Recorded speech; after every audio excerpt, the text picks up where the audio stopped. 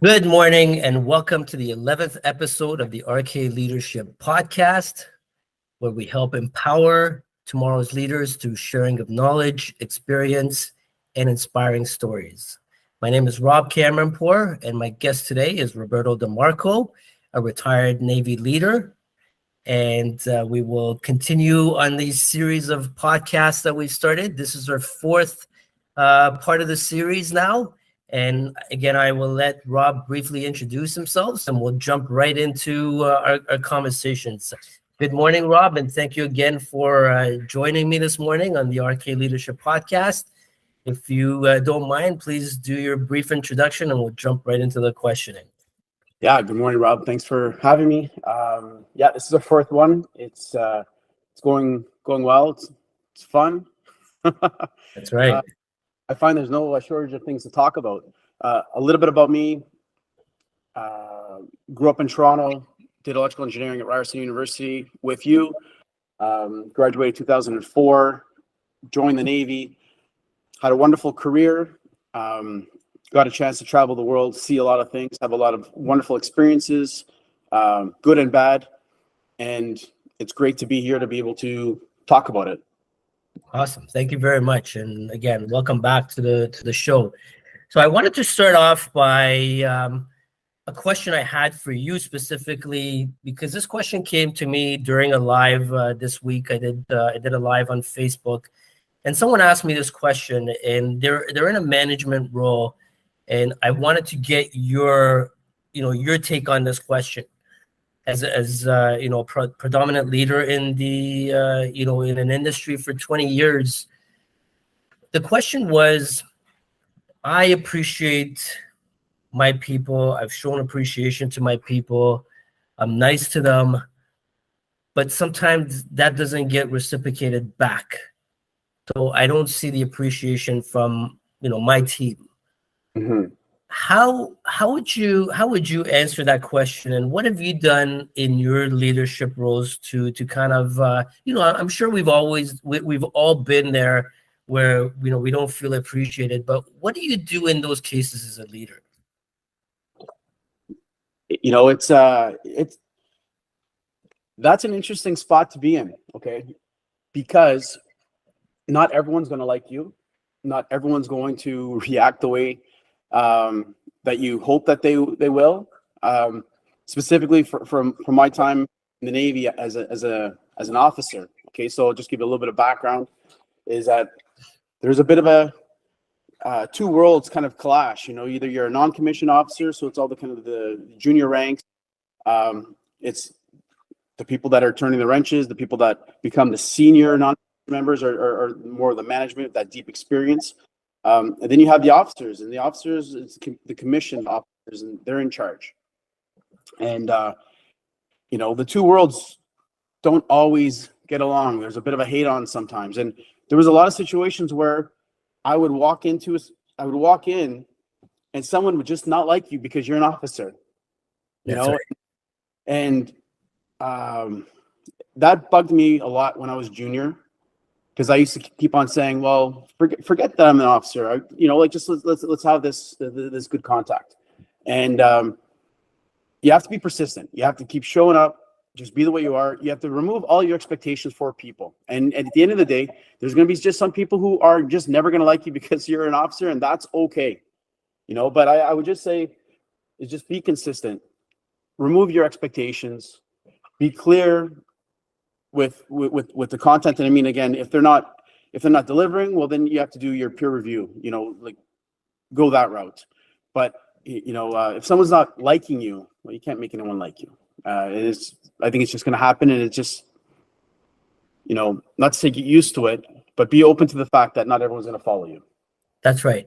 And especially for those who are transitioning from the grassroots level to the first management role, it gets lonely, right? Because now you're used to being around everyone and being part of a team in the sense of collaborating in a different manner, and now you're on top of that team, and you have all these people that you're looking out for, and it does get lonely and challenging, and that's why it's so important to have that mental toughness, in my opinion. So Yeah, and you know, the thing is that you're right. Like the higher you go, the lonelier it gets. yeah,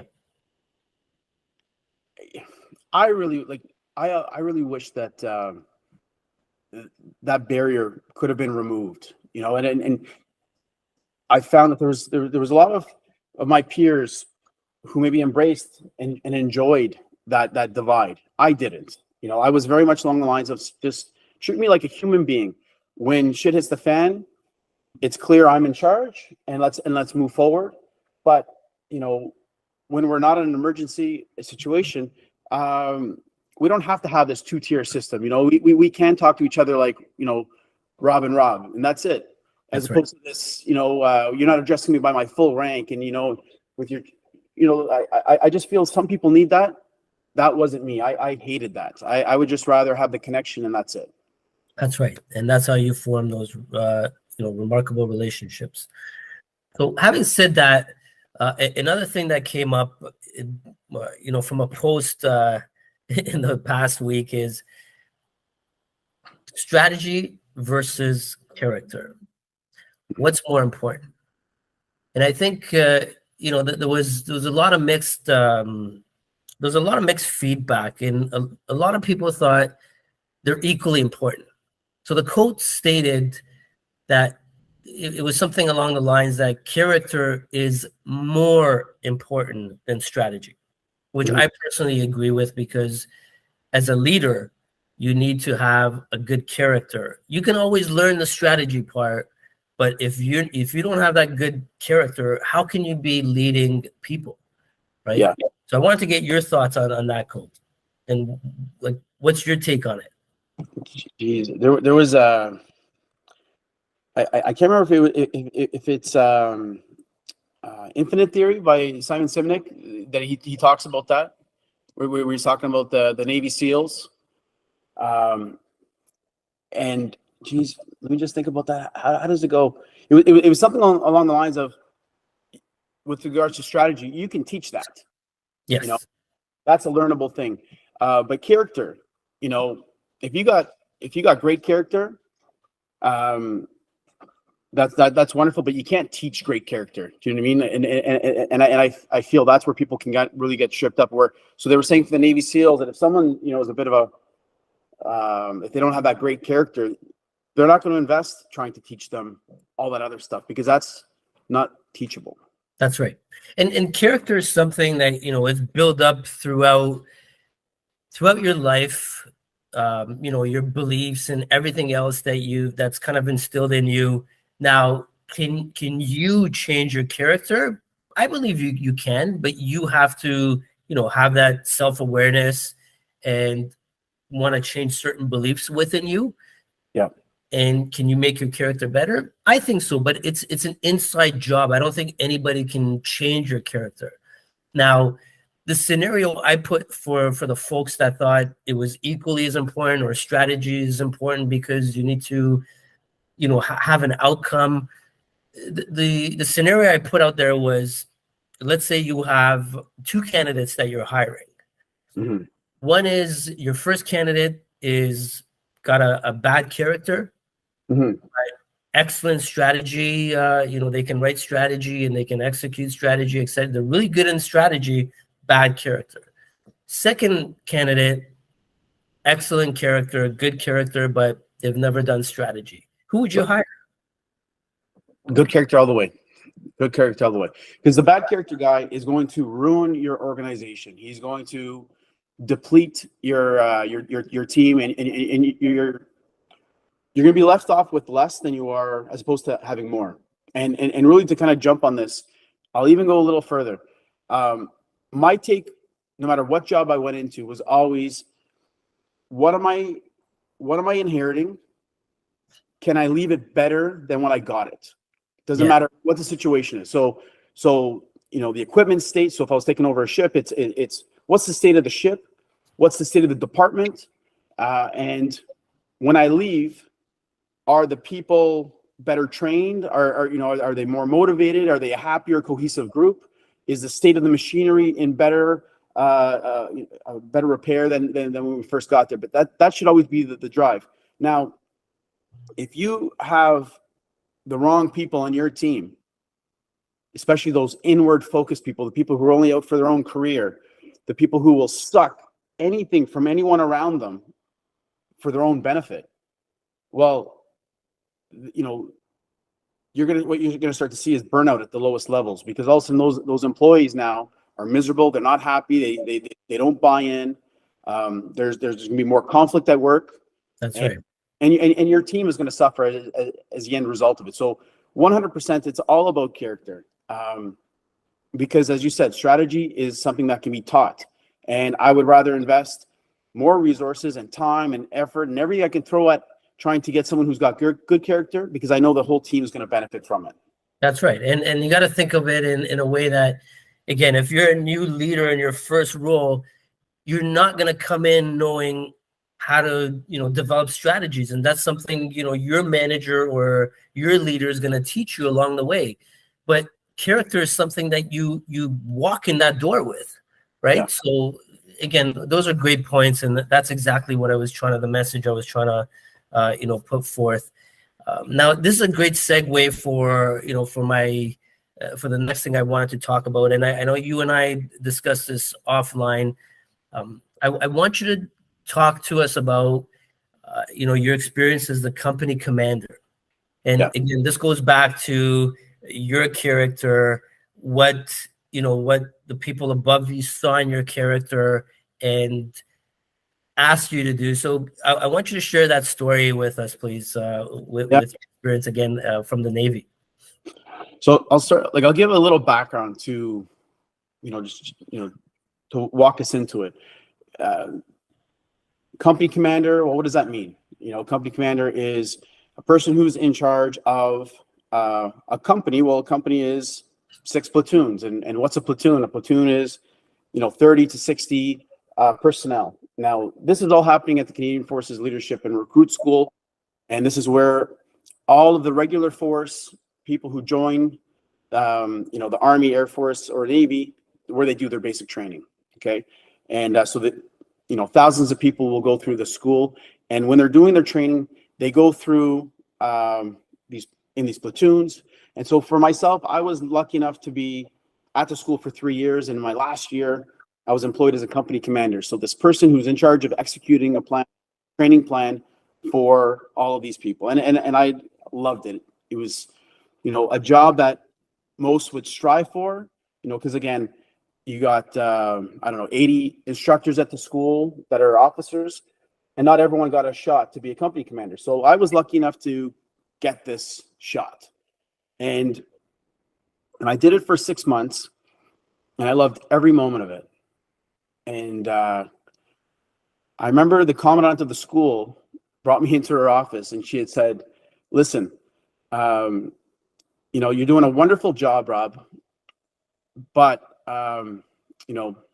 unfortunately you're fired. And I was devastated because I thought, I'm like, wait a minute, I'm showing up here, I'm doing training, like the actual physical training with the candidates. I'm teaching the classes. I'm kind of going above and beyond. I get to put my personal flair into connecting with, 360 candidates. And here I am, standing in the commandant's office, and she's telling me that I'm fired. And she goes, but don't worry. She's like, that's the bad news. She's like, the good news is that I'm giving you another job. You're going to be a company commander, but over here, in this other position, this other lower tiered. And when I say lower tiered, it's everyone has this expectation of the hierarchy of jobs, right? And so at first I was kind of bummed out. I was like, oh, okay, I guess, if you think this is where I should go. Now, what the commandant of that school saw was, she saw what light I had in me, and she saw the need over in this other position. And so she started moving her players around. And when I look back at it, it was the best time. It was the best thing that ever happened in my whole career in the Canadian Armed Forces was being an instructor, not only at that school, but being able to have that opportunity that she had moved me into. Okay. So the company commander position I took there was I was in charge of all the people who had either failed basic training, or it was people who had medical injuries and medical limitations. And so it was people who joined the forces to do basic training and didn't quite get over the hurdle. And the morale was low, and we're getting into trouble. And there was a stigma because people, didn't want to associate with that. And those were the troublemakers.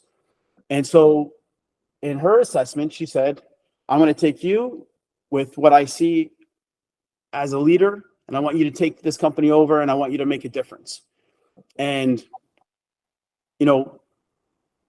maybe one small little thing to talk about is, before I go into the details of how much fun I had there, is we all have these expectations that, oh, I need to get this job so I can get this job, and I can get this job, and it's all about this career advancement. Yes. But sometimes it's not about this or this or this or this. It's about aligning who you are and putting you in the best position, and even if it's a lateral move as opposed to a promotion upwards, sometimes this is where you're meant to be. You're just meant to be lateral, and you're going to glow, and you're going to be amazing at it. So, but a lot of people get hung up on, oh, but I'm not where I'm supposed to be. I'm not, compared to my peers, and that expectation is only setting you up for failure, because now you're just pissed off and you're miserable and you're not happy. And luckily, that was maybe just a short-lived feeling when she told me that she's moving me to this company that was undesirable. Now I get there and I start taking over, and I start talking with the candidates. I start talking with the staff, and I start to get a feel. And so, Rob, before you go there, I want to make sure I cover this part. So you're going from a high to a low feeling. How do you keep yourself motivated in that instant where you get this news and you're doing so well, you feel like you're almost like on cloud 9, and it feels like a demotion in a way? How do you keep yourself motivated again as a leader? How do you keep yourself motivated to give that other team your best? I had to reframe everything, because as much as I didn't understand, I had to say that the commandant of the school saw something in me and thought that this was the best thing to do. And I had to really lean in on that and say, okay, I'm being handpicked. It's the story you tell yourself,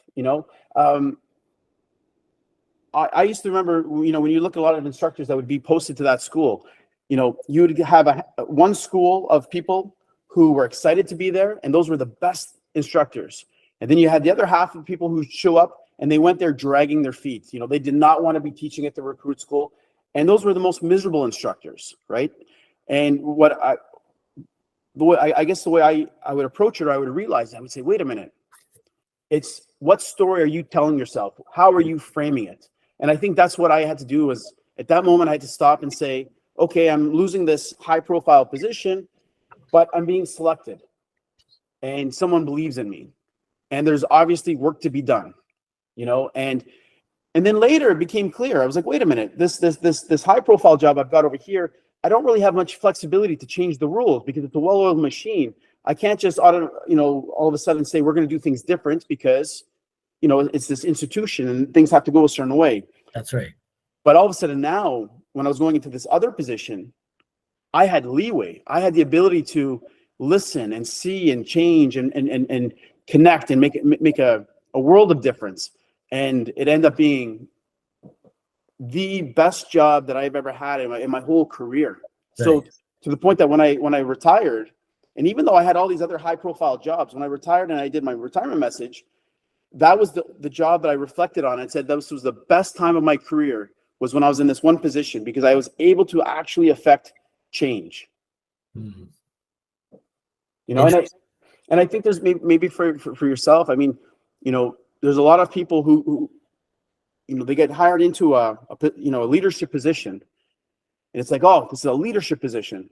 But then you get there and all of a sudden now you can't execute any leadership. It's all, I need you to just do what you're told, just follow with whatever's being told from up top. Well, you're handcuffing me. You're not allowing me to be a leader, and I think that's an issue today writ large. we need to take the handcuffs off. We need to teach people to be leaders, but then give them the leeway to actually execute and be leaders, and remove the expectation that you're just going to toe the party line.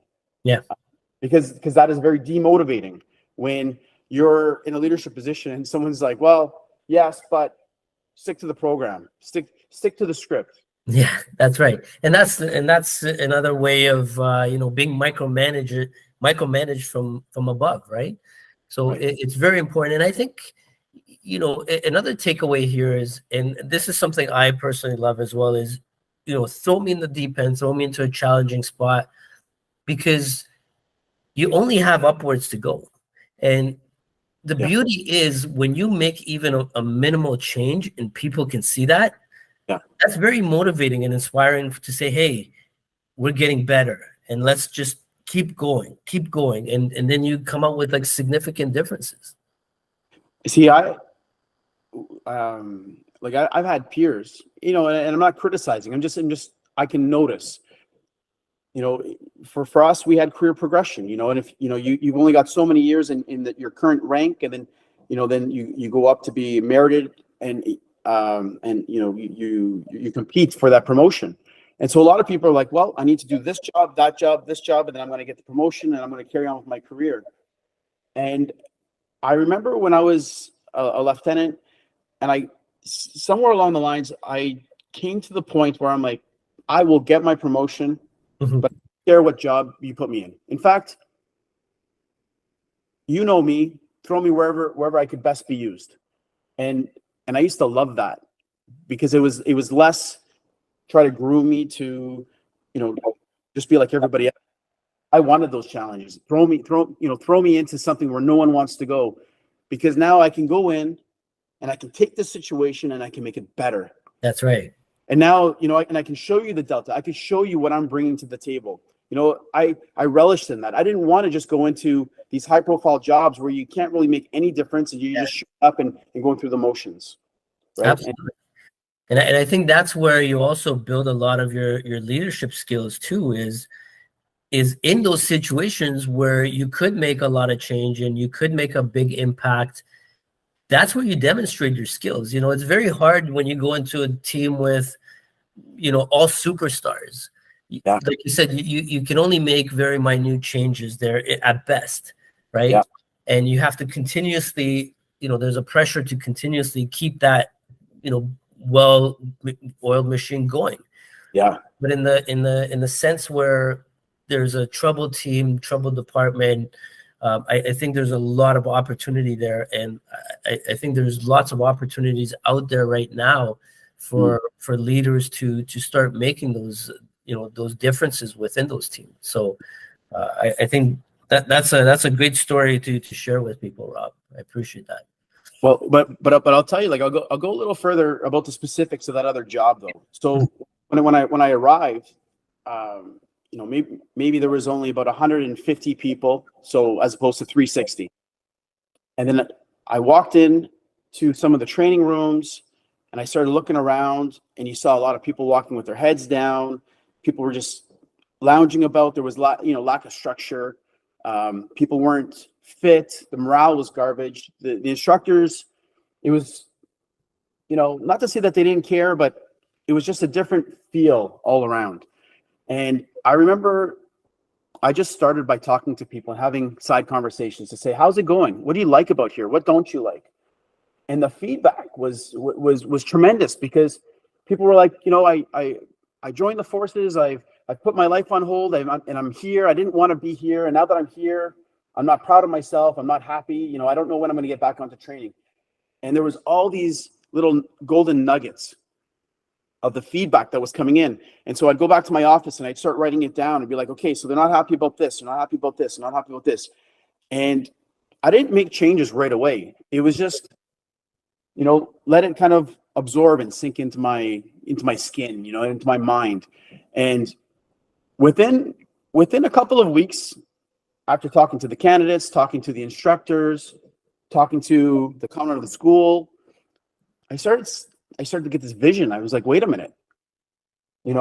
These guys have the potential. They're great. They're waiting and they're on hold, but let's start changing things up. And I remember going in and saying, okay, let's remove these vending machines, out of here. Let's get healthy choices in here. Nice. This one space is dirty. All right, guys, let's take some pride and ownership. We're going to empty out this room. Let's clean up all the walls. Let's bring everything in. And all of a sudden now they're doing it, but they're not doing it begrudgingly. They're doing it because they're kind of, they've got a task at hand, and there's the feedback of, hey, you guys are doing a wonderful job. You should be proud of yourselves. And then it was talk to the curriculum and start to say, okay, well, wait a minute. Yes, these guys are not on basic training, but let's start teaching them basic training courses while they're in holding, So now they're believing in themselves. They're actually doing more things. And I found within just about a month and a half, they were walking with their heads up a little higher, a little bit more prouder. There was a little bit more of a team effort, They didn't used to do morning inspections, but all of a sudden I was like, wait a minute, let's do morning inspections. The staff wasn't inspected by standards, but if you were on basic training, they were instructed by standards. I was like, no. I'm like, let's treat them the same. I go, let's get standards to come in and make sure that these guys are held to account. Nice. And it was putting all the resources and the light, changing policies. I would talk to the school commandant and say, I need more money for this. I want to change these things in the training program. And I had all this leeway to bring change. Now, it took time. Eventually I left because I was given my job as the engineer of a ship. So I was posted out, but I did receive a beautiful email months later from the CEO of the school, the commandant. And she had said, I'm sitting on a graduation parade where we've had the highest percentage of people go from that one company, nice, that spot, that have returned back to training. And then not only are those numbers higher, but all the top candidates were from that training platoon. And I won't do justice to her message, but it was enough to say, you made a difference, And I was talking to other instructors who had gone to the school like years after I had, and they'd come back and they'd see me. They'd be like, hey, not only do we hear about the changes that you had made, but we've maintained it. We kept it going. And people haven't forgot it. And again, maybe a slight part of it is a bit of an ego thing, but there's also a thing in my heart where I could actually feel like I made something better. I've impacted people's lives. I mean, when you go look at the stats in terms of how many people were getting into disciplinary trouble, we went from a whole, a couple dozen people getting charged and all that stuff. And then all of a sudden, once we started changing the way that we saw them and the way that we trained them and believed in them, those numbers went down to next to nothing, Yep. It was changing and saying, okay, well, wait a minute. In the past, people would have to sit here and wait until the next platoon would open up for training. But they would have to be here for 12 weeks or 15 weeks. We're like, well, can we change the way so that maybe they don't have to wait until the beginning of a course? Maybe they can be able to join a course midway through. Oh, we've never done that before. Okay, we've never done that before, but maybe it's a good idea to do this because these are human beings whose lives are on hold, and maybe we have to change our ways. That's right. It was asking those questions. It was breaking those barriers. And in the end, all of the little changes that we had executed made a world of a difference. And that's leadership. That is making something better and impacting people's lives. That's right. No, I think you did a fantastic job, and you nailed a lot of things along the way in terms of like actual leadership skills. And I think that's where leadership courage comes in. I think as a leader, you have to have that courage to go in and say, hey, I want to break something and I want to rebuild it. Yeah. I want to make a change. I want to take a risk. And if you're afraid to take risks as a leader, yeah, how are you ever going to see any rewards? How are you going to make any, significant or substantial changes? So I think that to me is leadership courage, right? The other aspect though is that I remember there was a group of peers who supported me and said, oh, this is amazing what you're doing. There was a group of peers who were kind of neutral. They were indifferent. They didn't really care. Yeah. And then there was a group of peers who were like openly mocking, being what are you doing?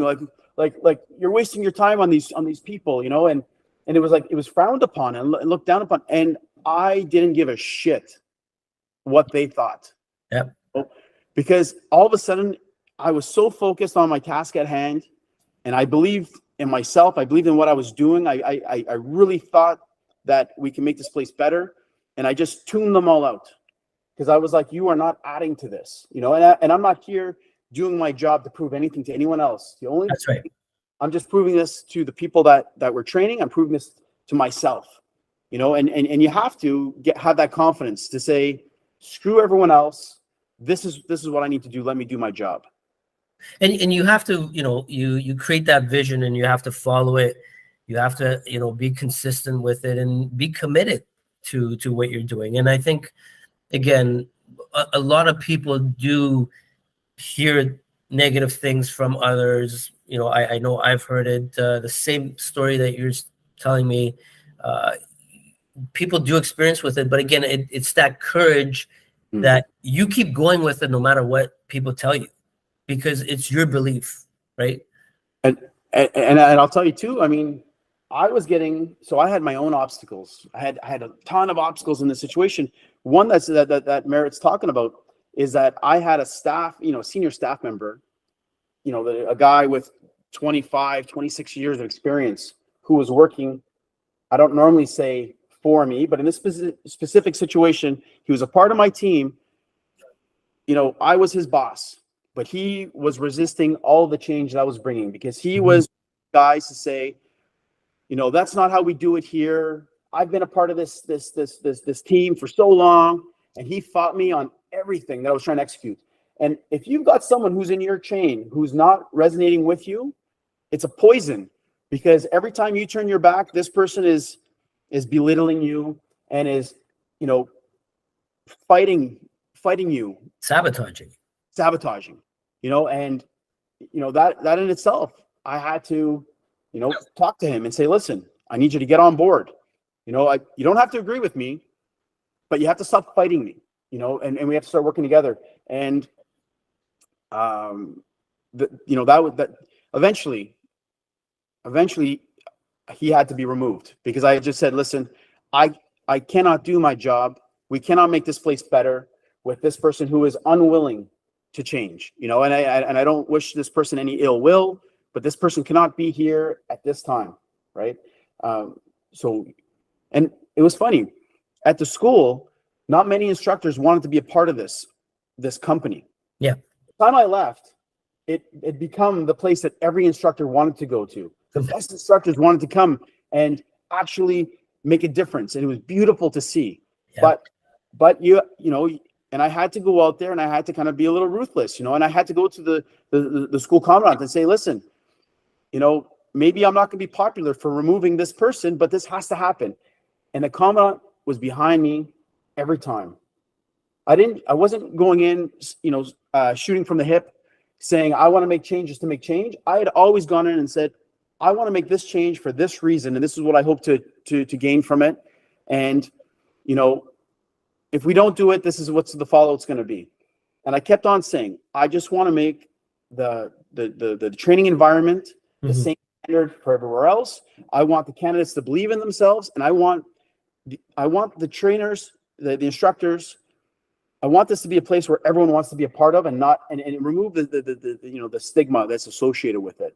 And because I had that support from the top, a boss who handpicked me to go there.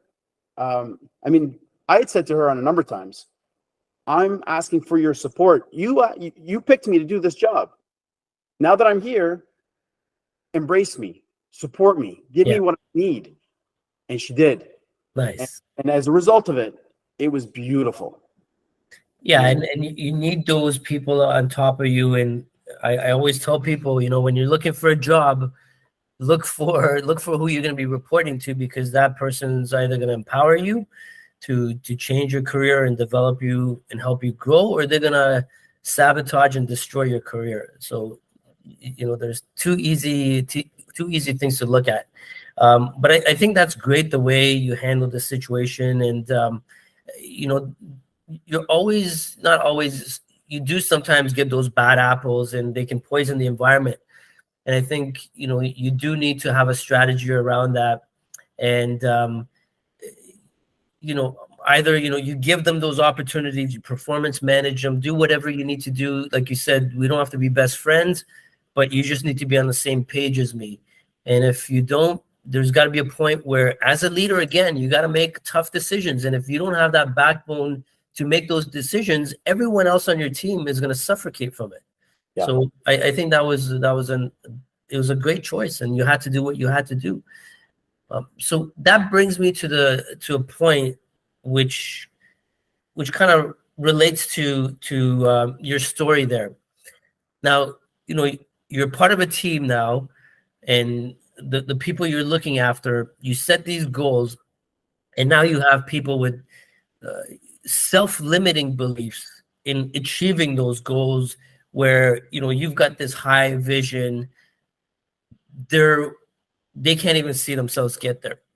What's your strategy, and how do you deal with people with those self-limiting beliefs? It's funny, you see that at all different ranks. That doesn't really matter. Just someone will say, I'm a very good technician, but I'm horrible at writing reports. Yes. And it's I don't want the promotion because I can't do this. I'm like, well, it really starts with that communication to say, okay, well, what aren't you good at? And coming up with a little plan in terms of like, okay, well, you're not good at writing. Okay, well, we have to start somewhere. So let's have at this.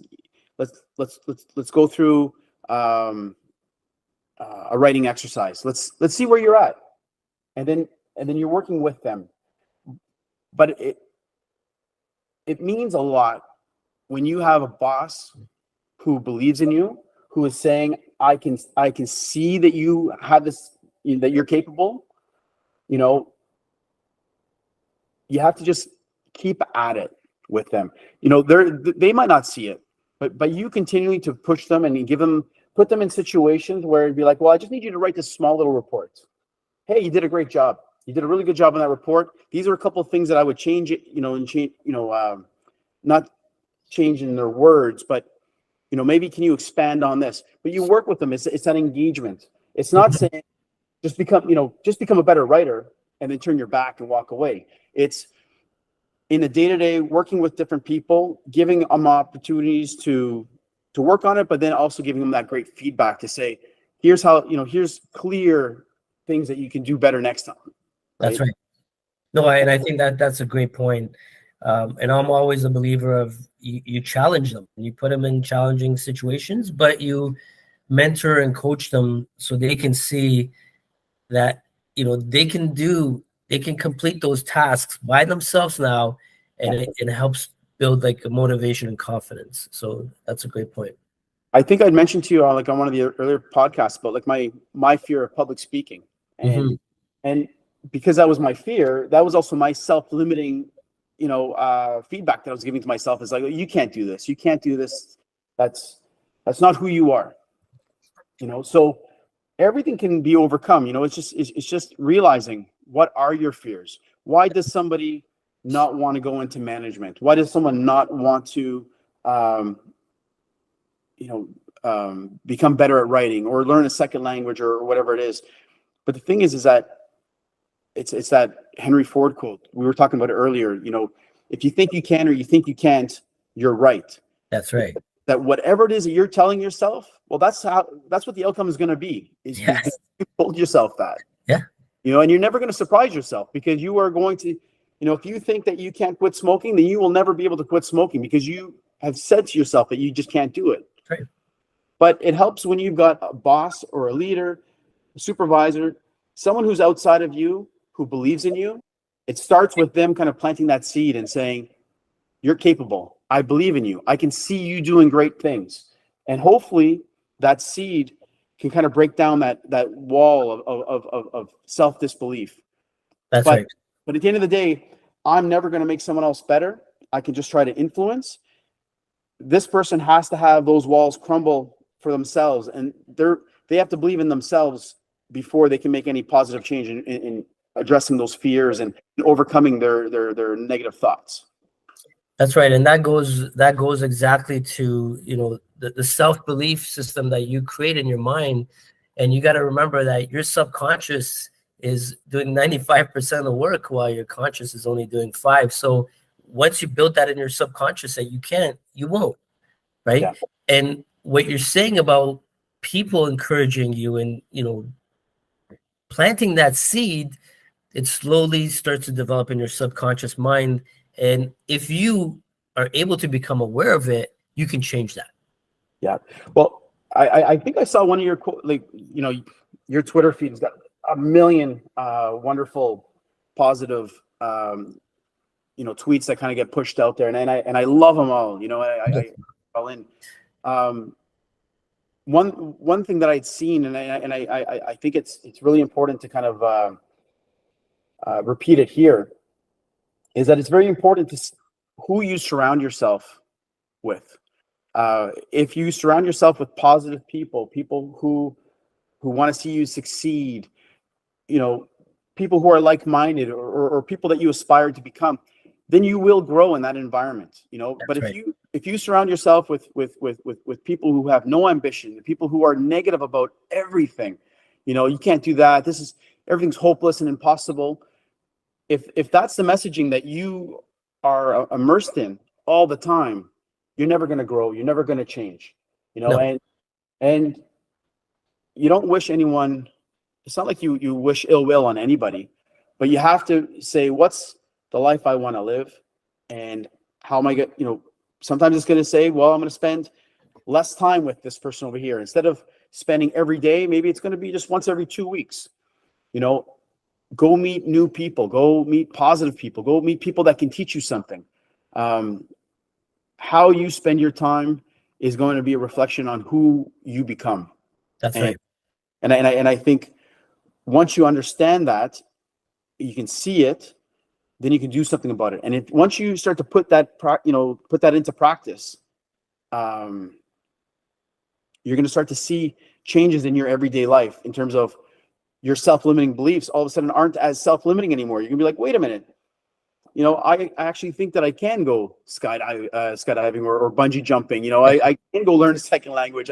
Whatever your fears are, you're going to be a little bit more open to it than when you're around a whole bunch of people who don't want to improve and all they want to do is bitch and complain about how everything sucks and everything's horrible. And nothing's great. You have to change that. I'm sure we all have those kind of friends. And it's interesting you bring that up. And this has been kind of my message, that leadership doesn't just pertain to an office space. It's not just for organizations. It plays out in every aspect of your life. And with respect to that, you have 2 choices. You can start leading your life, leading yourself, and leading where you want to go, or you can be a follower to those around you. And if you've got people that just want to sit on a couch, play video games, smoke pot, drink, and do fuck all with their life, you can follow that path and see where it takes you. Yeah. But if you've got ambitions and goals and you're driven, those are the people that are going to pull you down. Yeah. And that's when you have to make a decision. Again, this is where leadership comes in. Make tough decisions, cut them loose, move on with your life. And, you have to, if you really want to achieve your goals, you've got to make those changes. Yeah. You've got to get uncomfortable. You got to be alone. You got to do shit by yourself. If you don't do that, you'll never achieve those goals. I believe that anybody can accomplish anything they set their mind to. It's just, but it starts with having to believe that. A lot of people don't believe it. A lot of people say, that's just bullshit. That's just some, quote out of a book.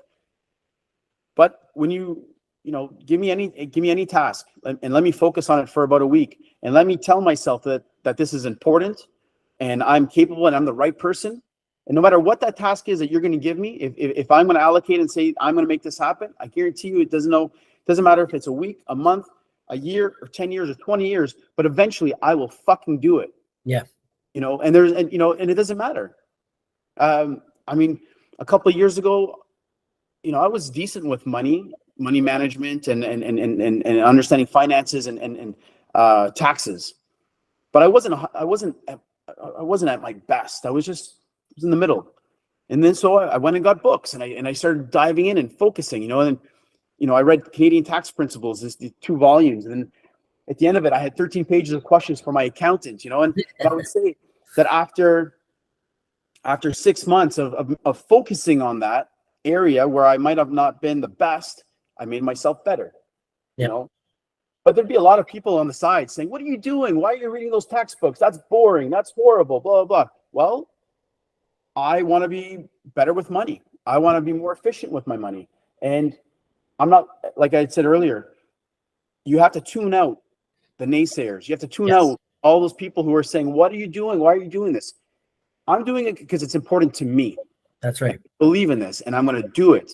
And at the end, I get to reap the rewards of where I put my focus and my attention. Absolutely. And like I said, if you don't do that, then, you can't complain about it and whine and bitch about it later that, oh, I didn't get anywhere in life. I didn't do anything in life, because you held yourself back. You allowed that to happen to yourself. And I think, you don't need to necessarily go and get a master's, go to a college, do X. Just start reading on your own. Teach stuff to yourself. Ask questions.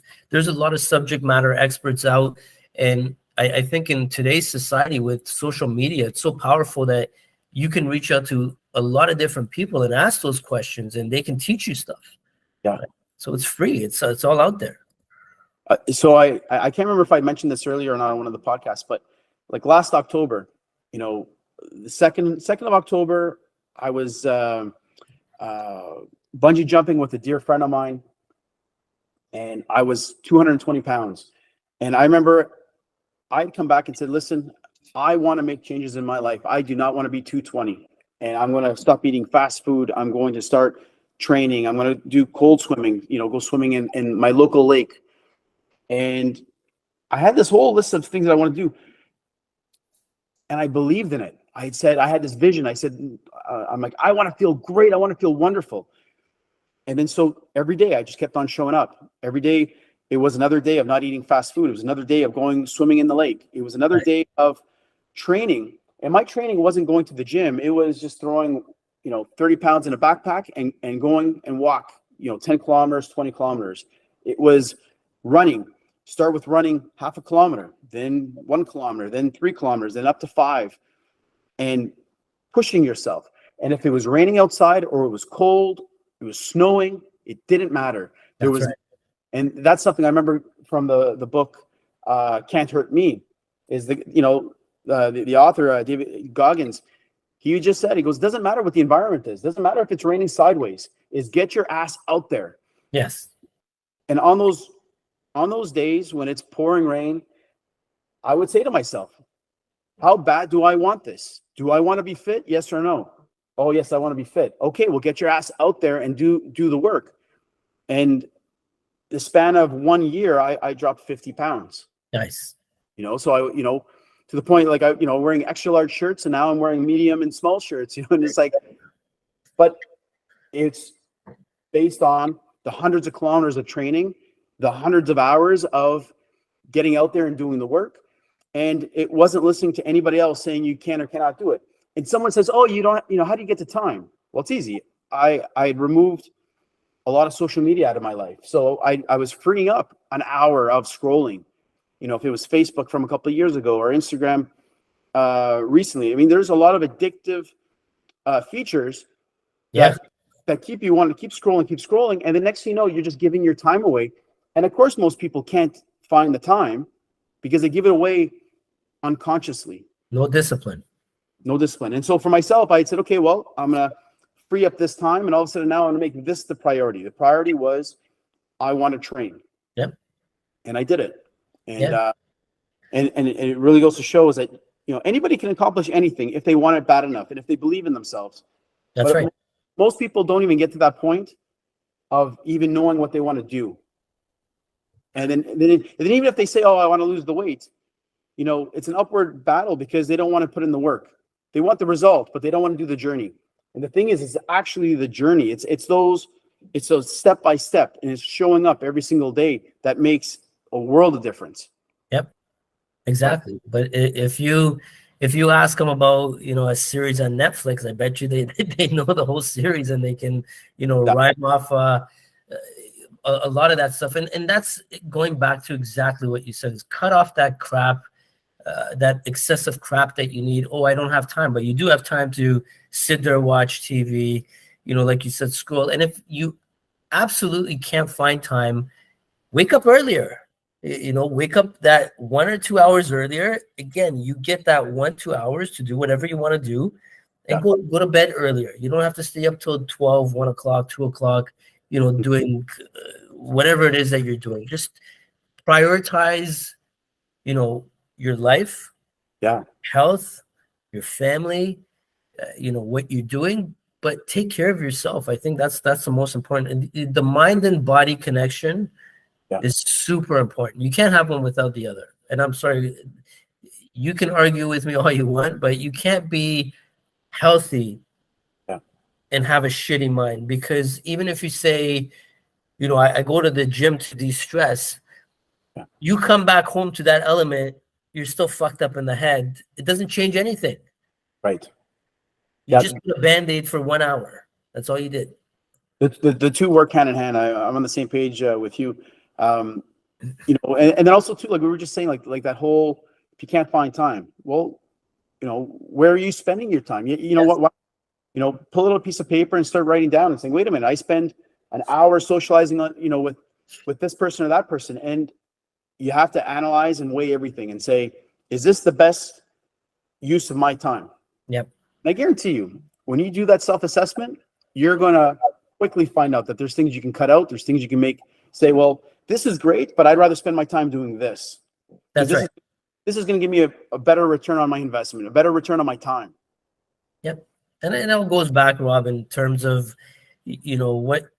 how driven you are, what your goals are, what do you want to do with your life. And if, you want to sit there and do nothing, then just don't complain.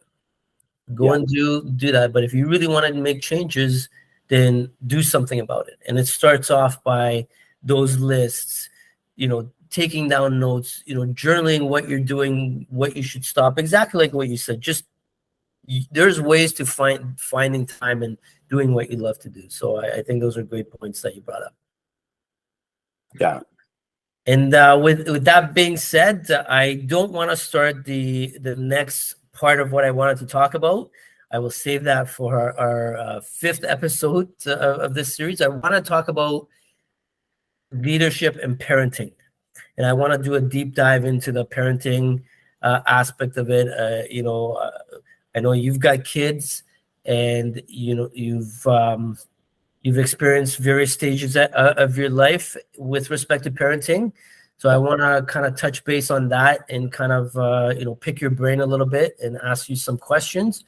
But I don't want to get into that conversation right now, so we'll save that for our next podcast. Again, I greatly appreciate your time, Rob. Thank you for joining us today. And for all those watching, like I said, if you've got any questions or comments, please provide your comments and feedback on the links below, and we'll try to get back to you and try to answer those questions. So until next time, everyone, have yourself a great one, and we'll see you again. Thanks a lot. Thank you so much. Take care.